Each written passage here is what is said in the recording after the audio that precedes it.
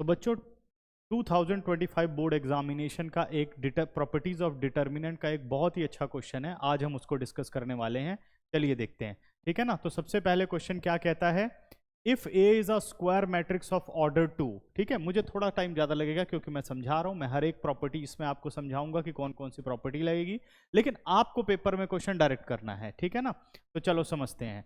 If A is a square matrix of order 2, तो सबसे पहले हम डेटा लिख लेते हैं कि ऑर्डर 2 में क्या क्या डेटा हमें गिवन है, ठीक है ना। तो मैट्रिक्स ए हमारे पास हो गया with element A I J and order is 2/2। Order कितना हो गया हमारा, ऑर्डर इज 2/2, ठीक है ना। तो ऑर्डर लिख लेते हैं हम, 2/2 इसका ऑर्डर हो गया।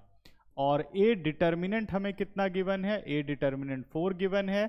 और हमें फाइंड आउट क्या करना है, हमें फाइंड आउट करना है A into adjoint of A whole determinant, A into adjoint of A whole determinant हमें फाइंड आउट करके लाना है, ठीक है ना। इसका डिटर्मिनेंट हमें निकालना है।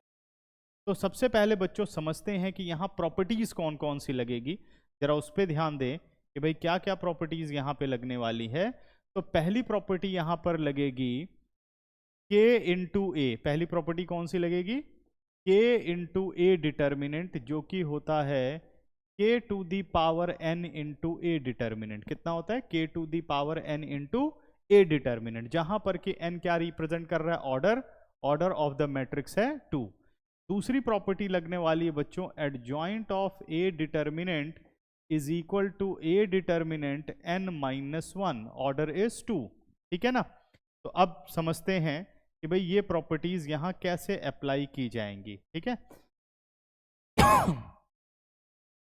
तो आते हैं हम 4 into adjoint of A determinant पर, ठीक है ना। तो 4 को हम क्या लिख सकते हैं, 4 एज अ के हो गया इस प्रॉपर्टी में, और adjoint of A as a A हो गया, ठीक है ना। तो हम क्या लिख सकते हैं, के टू दी पावर n यानी 4 square adjoint of A determinant. 4 square is 16, adjoint of A determinant is a determinant, क्योंकि ए डिटर्मिनेंट n-1, तो 2-1 कितना हो गया, 1 हो गया। अब ए डिटर्मिनेंट हमारे पास कितना है, 16 into 4, answer is 64, answer is 64। तो ये इसका हमारे पास फाइनल आंसर आ गया, यानी option number B is correct option. तो ये इस क्वेश्चन को करने का सही तरीका था।